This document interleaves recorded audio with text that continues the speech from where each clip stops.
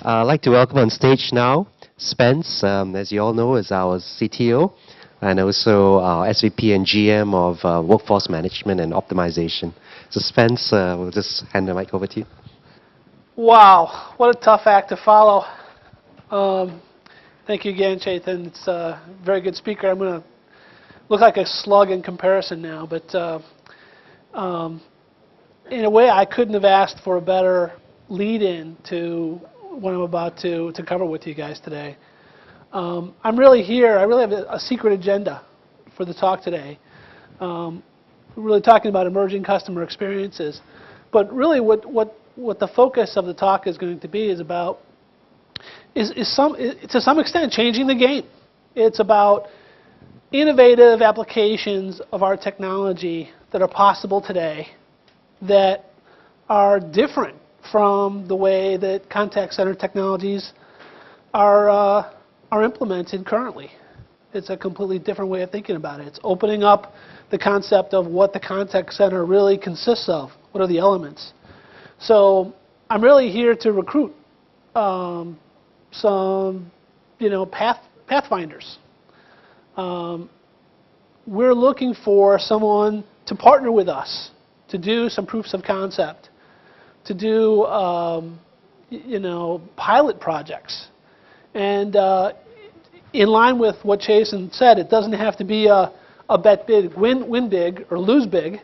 It can be a more conservative approach where we try something small, prove the technology in a small part of your business, potentially, and then move on. So I say this before I told you anything about what it is I'm going to share, just so you keep that in mind as I go through the material today. And I'm very sincere. I mean, we're willing to, and when I say partner, I mean really partner. Where it's not, all the cost burden is on you, and we're just providing the technology. We'll actually put some skin in the game if you guys are willing to do some of the things that I'm going to tell you about currently. So I need the clicker. Let's see if this works. Whoops. Okay. So you've seen this slide a few times, probably today, and it's core to the way we're thinking about how we're changing the business. We've gone over and over how the customers are changing the way they interact with brands. You just heard Chetan say he doesn't need PR or advertising because of social media. I mean, that's just, what better example can you have for the impact of mobile technology and social media for an author, even. And it's true for many of the brands that we currently work with today, and I'm sure it's true for many of you out there. The other thing is that customers are more and more frustrated with the inability of an enterprise to bring the data to the edge, right? You call in about a transaction you've made, about a fulfillment of some flavor that you're expecting, whether it be retail or financial or whatever. And companies that don't have the ability to reach into the enterprise and pull that data forward, satisfy the customer, and enrich that customer experience, and it's not just on a phone call potentially. They could be accessing you from a mobile application, from an SMS message, or even emails can seem considered conventional now. But companies really need to figure out how to pull that data back, how to reach into the organization to find the exact data, the right resources at the right time to do on-time delivery and fulfill those customer requests. And those things are all enabled by emerging technologies. And I think that's where the risk is, really, in that when you try to do something new and innovative that no one has ever done before, there's some risk there. And that's what we want to help mitigate by working with you. So I'm not going to talk, before I go too far into this presentation, I'm not going to cover the roadmap too much today in the slides.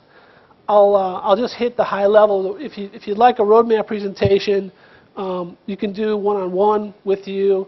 The sales team is willing to meet with any of you anytime. We just have to arrange the meeting, because to do the roadmap, we really have to spend a lot more time than the 25 or 30 minutes that I have. And I'll be keeping you from lunch if I go over, so I'll try to be good. But But the main themes of the roadmap are as follows. Enable all modalities, all channels for both interaction management and workforce optimization.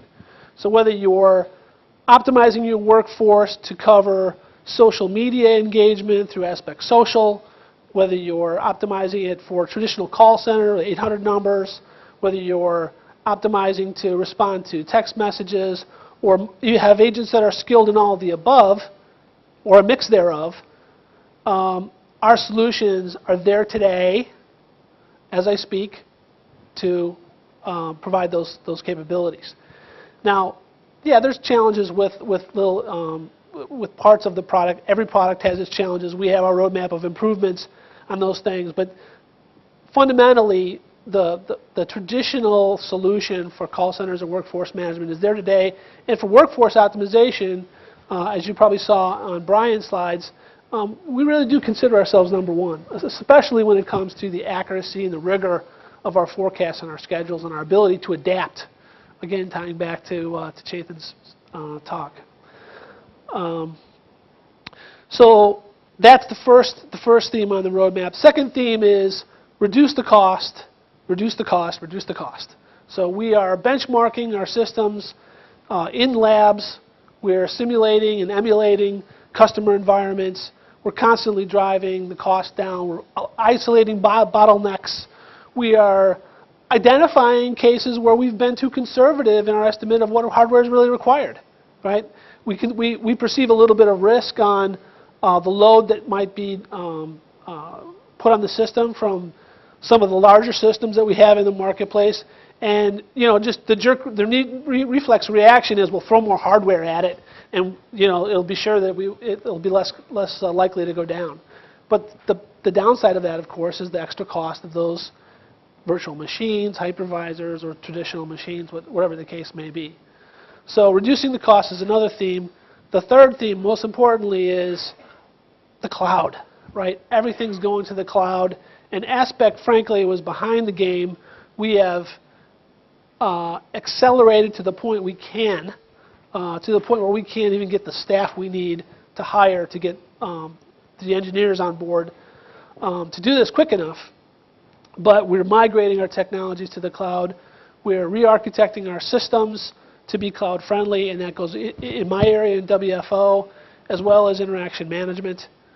So look for us to be migrating to a cloud. I think we'll probably have a platform as a service type offering where fundamental systems are there to be implemented as a platform where there's some implementation services required, and then next year we'll take the next step to be true software as a service where you can literally go to the website, sign up for services, have them available, and if you're an outbound, you may have to have some hardware still on site, because one of the things we're very proud of is our outbound capabilities, our compliance capabilities for outbound, our answering machine detection, and a lot of that intellectual property has to remain in hardware for us to get the dialing speeds that we're so proud of. So you can't do that with software, at least not today. But we're watching that. So those are the major themes of the roadmap. And the most important one, as I started to mention earlier in response to a question, is really embracing the Internet Media Subsystem standard and SIP and some of the other things I'm going to talk about in a couple minutes that will allow us to do some of the things I'm going to talk about. And that's part of the re-architecture and the rebuild of our media server to really be able to connect sessions, clusters of sessions, multimodal clusters of sessions throughout a merged network. And I'll explain what that means in a little bit. But again, what was the stimulus for adaption, right? Is this? We've got people in their homes no longer have phones; they just carry their cell phones. I'm one of those guys. That's a huge trend in the U.S. I'm sure it's a trend here in India.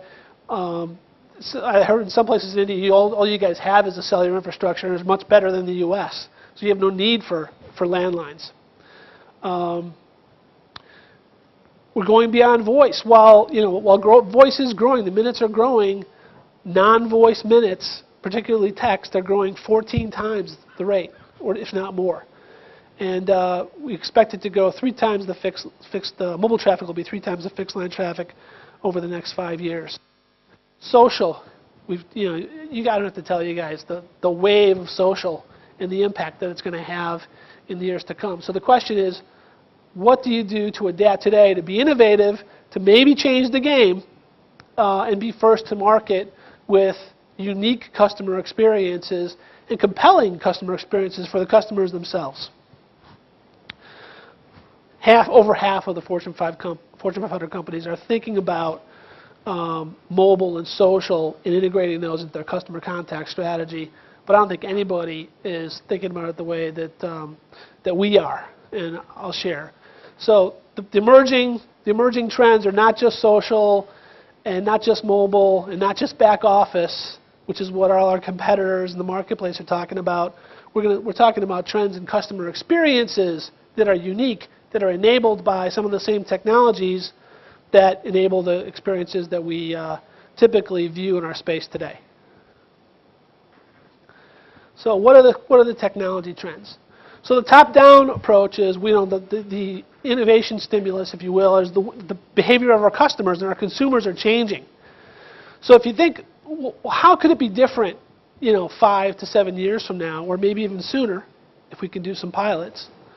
What are the enabling technologies that could really make a difference in doing some of these things? So we looked at the following group. Really, fundamentally, again, SIP and IMS are really going to be critical, and you'll see why as I give the examples. But IMS, if you're not familiar, is enabled by SIP, and it really enables you to separate the media and the data from the networking and the access type.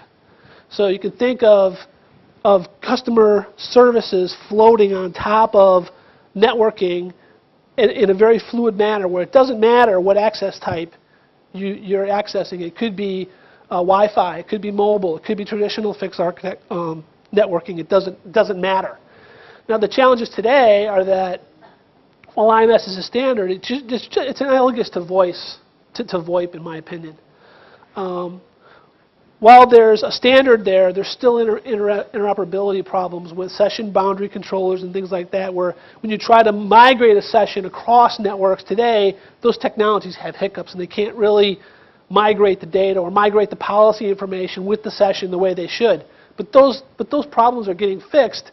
In fact, we're fixing a lot of them, working with the hardware vendors out there for these switches.